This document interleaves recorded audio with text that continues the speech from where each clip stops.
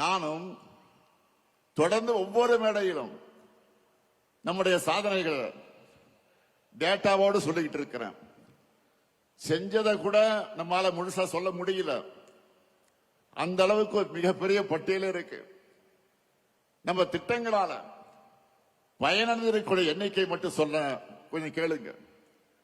கலைஞர் மகளிர் உரிமை தொகை 1,31,00,000 பேர்.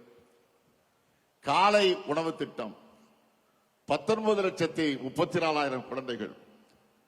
புதுமை பெண் திட்டம் 6,95,000 மாணவிகள். தமிழ் புதல்வன் திட்டம் 5,40,000 மாணவர்கள். நான் முதல்வன் திட்டம் 49,90,000 பயிற்சி சான்றிதழ்கள். விடியல் பயணம் திட்டம் 910 கோடி பயணங்கள்.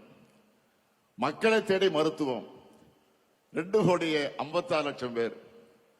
இன்னும் காப்ப நம்மை காக்க 48 திட்டம் 4 லட்சத்துக்கு அதிகமான உயிர்கள். பல்வேறு ஓய்வூதிய திட்டங்கள் மூலமா 30,50,000 பேர். பட்டா பெற்றவங்க 23,56,000 பேர். உங்களால டோட்டல் போட முடிஞ்சுதா இல்லையா?